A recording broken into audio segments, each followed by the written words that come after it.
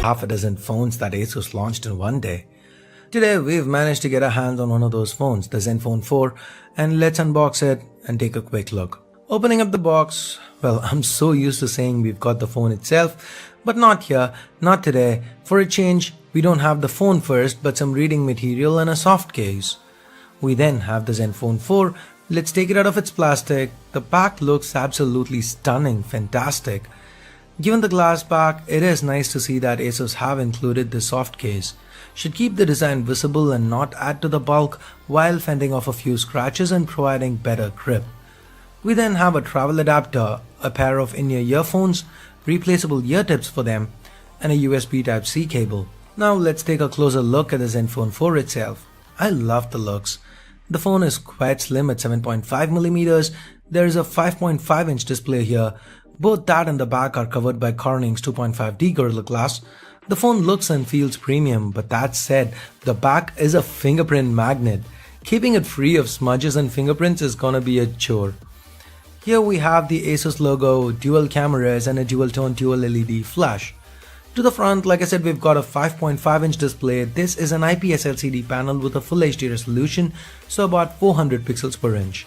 This display seems rich and bright with excellent viewing angles. Asus states that the brightness can go all the way up to 600 nits, so outdoor usage should be quite good with this display. Above that, we've got an 8-megapixel selfie camera, sensors and an earpiece that doubles as a stereo speaker and also happens to have a notification LED built in. Asus seem to have finally figured out how to add a backlight for their capacitive keys. Took them years, yes, but as the saying goes, better late than never, right? Now the key to the center, that doubles as a fingerprint scanner, and this scanner seems to work fine. The secondary microphone resides up top, the power key and the volume rockers to the right, the 3.5mm headphone jack, Type-C port, primary microphone and speaker populate the bottom.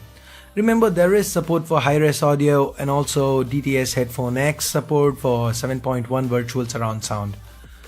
To the left, we've got a hybrid tray, so you get to add either two SIMs or a SIM and a micro SD. Under the hood, this Zenfone 4 is powered by the new Snapdragon 630 chip. Now that has 8 Cortex A53 cores split into two clusters. The first one's clocked at 2.2 GHz each and the other 1.8 GHz each, similar to Snapdragon 626. But the difference here is that the GPU is now Adreno 508 and Qualcomm promises that it will bring about a 30% boost in GPU performance. There's also 4 gigs of RAM along with 64 gigs of onboard storage.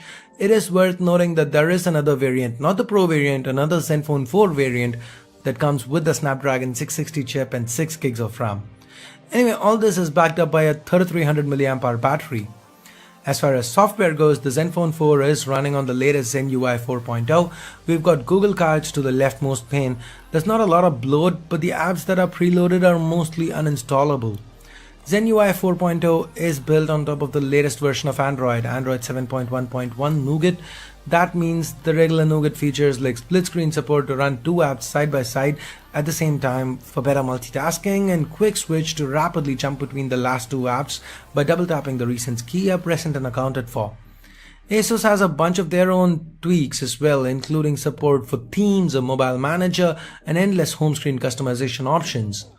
The camera interface is quite intuitive, the shutter response is quick, there's a burst mode available too. Asus have even thrown in a dedicated Pro mode.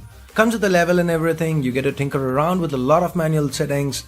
There is even an option to shoot RAW. It's worth noting that this is one of the very few phones that have a Pro mode for shooting video as well. The icon you see to the right, that lets you toggle between both cameras. The 12-megapixel primary camera here uses Sony's IMX362 sensor that's as large as 1 by 2.55 inches and the individual pixel size is 1.4 micrometers. Now that coupled with an f1.8 lens means a lot of light is let in. This camera also uses Zenfone's Tritech Plus focusing technology. There's support for 4-axis optical image stabilization too. The second camera is similar to the one found on the LG G6. It is a wide-angle camera with a 120-degree field of view. The pixel count is down to 8 megapixels and the aperture is relatively narrow at f2.2. There is also support for a portrait mode. And now, let's talk price. This variant of the Zenfone 4 is priced at $399, that's about 25,500 rupees.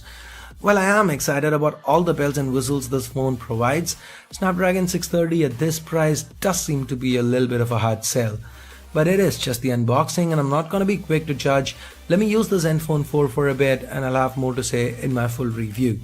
If you do want to pick a Zenfone 4 up, I'll leave direct links in the description below. So that's it for this quick video. Vote it down if you hated it, but if you liked it, do give this video a thumbs up and hit that subscribe button down below if you